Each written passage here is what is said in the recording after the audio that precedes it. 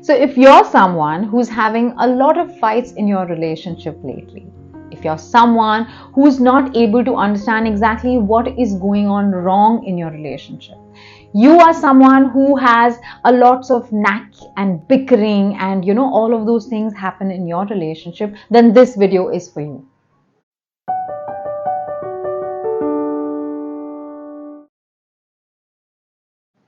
Hey, you beautiful souls. If you are someone who's looking out to have the most loving, peaceful, and harmonious relationship, then this video is for you. Hi, so my name is Alefia Kapadia. I am a certified life coach and I am here to help you awaken to who you truly are. So let's begin today's video and let me explain what I mean about how you can have a more peaceful, harmonious, and loving relationship. So have you noticed that when you have something unpleasant happen between you all as a couple, what usually happens is one partner gets triggered by something that the other partner has done. Most of the time, this partner is not even aware they have got triggered. What they initially do is they just react to it. Okay, so if you've seen my previous video, I have mentioned about triggers and how to handle them, so you should check out on that. I will link it at the end of this video. However, coming back to this video, the first thing you need to do is become more aware.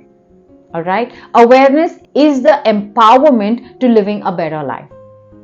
Now, if there is a partner that you seem to have a lot of quibbles and quarrels and fights with, what you need to do is first pause. I always say, if you are triggered or if you feel that you are getting upset, I would suggest in that moment take a pause and first become aware of exactly what is going on here. There is something that my partner said or did that is upsetting me. Okay, the first step, become aware. Second step, this trigger or this upset feeling, it normally surfaces somewhere in our body. All right, and that is most of the time, like at least for me, it's my chest. I suddenly feel like I can't breathe properly. I can feel anger rising. I can feel sweat, a lot of sweat, like suddenly my neck will start sweating, my forehead will start sweating. So all these little things start happening. Okay, and what I always say is the first step is to take care of your nervous system, calm yourself down, and then respond from a stable state of mind. Let me tell you, when you are triggered or when you are upset, your oxygen levels go haywire. The oxygen levels which are reaching your heart, which are reaching your blood, that goes haywire. So first, take a couple of deep breaths. All right, then notice where this discomfort is rising. Now see, all this can happen in like few seconds. You don't have to take ages to respond to it. Also, the reason I say that do this is so that your nervous system comes back to normal and then you're in a stable state to actually respond. All right, and most of the time what you'll realize is, like I've mentioned before, it is actually your inner child that is arising and is reacting, imagining that the same or a similar circumstance is happening to them in this present moment. All right, so as your adult self, it is very important for you to separate yourself from this inner child that has surfaced and then respond from your adult state. Am I making sense? Soothe that inner child. Bring your body, your functioning back to normal. And when I say soothing your inner child, means it's a matter of split second. All you need to do is that, okay, I see you, I hear you, I love you, all is well, I am safe. These are just the few most simplest statements you can tell your body, you can tell your inner child, you can tell your mind to bring yourself back into the mature adult state and then take action. All right. And then the third step, the most ideal step would be to tell your partner is that this or this thing you said or this thing you did is making me feel not good enough or is upsetting me. Can you give me some time to come back to normal, to process it, and then address the situation.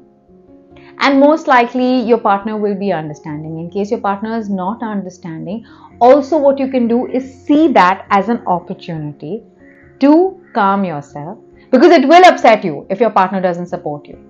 See that as an opportunity to calm yourself.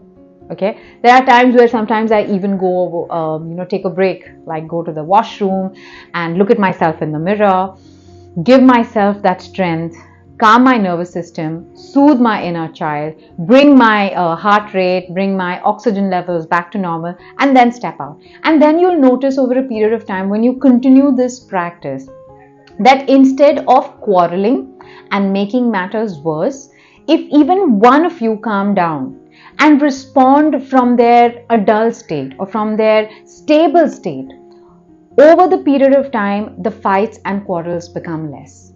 I'll tell you what is happening when partners fight. What really is happening is my inner child surfaces because it sees a threat.